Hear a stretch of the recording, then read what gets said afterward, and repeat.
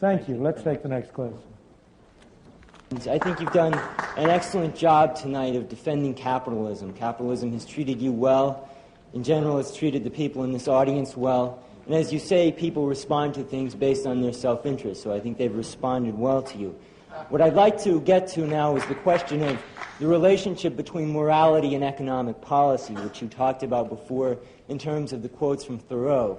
You said that the worst sort of person is the person who's going to try to be charitable and is going to try to be... Well, you said that it's unwise for a person to be charitable or to be sincere. What did you say then? Let me repeat Thoreau's words. Thoreau's words were, if I knew for certain that a man was coming to my I think we heard coming to my house with the conscious design of doing me good, I should run for my life. Now, that's not the same thing as being charitable. Okay, fine. I'll accept that distinction. Take what Thoreau just said and you've echoed and apply it to American business. And I think what you're basically saying is American business, a corporation. A businessman. You are the head of a corporation. Oh, you're applying to me as the head of a corporation. Right. Can I ask you the question, please? Sure. Now, it seems to me that the implication is that that corporation should not try to do anyone else good, because then the people would run away. What they should do is pursue their own self-interest. That means profit. And what I'd like to talk about is the implications of that in terms of three concrete examples.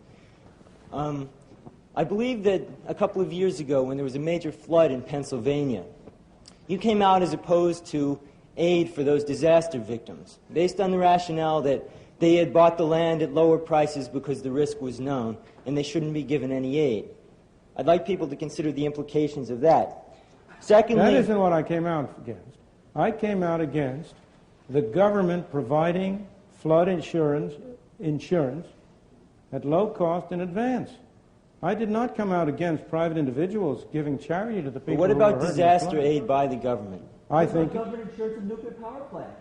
Well, it's the same thing. The nuclear power plants ought to be required to pay for full insurance themselves, and that ought to be incorporated in their charges. I'm not in favor of government subsidization of nuclear power plant insurance.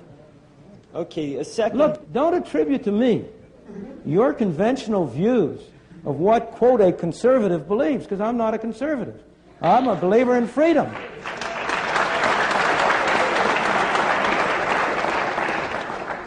Well, then I'd like to talk about that using an example, freedom. In Ohio, an old man failed to pay his electric bill. You may be familiar with the case. And the electric company turned off the electricity, and he died. The reason they turned it off was because it wouldn't have been profitable for them to keep it on because he didn't pay his bill. Do you believe that was right? I don't know the details of that case at all, but I can well believe, but I'll be glad to... No, excuse me. In many of these cases, you hear stories which, when you find the details, are very different from those that are presented. But let's suppose it were true, which is what I was going to go on to say. Why do you want to stop me? Why do you assume I'm always going to give the wrong answer? Let's assume the facts were true. The result is tragic. Who is responsible? Is it really the responsibility? Should I blame the people?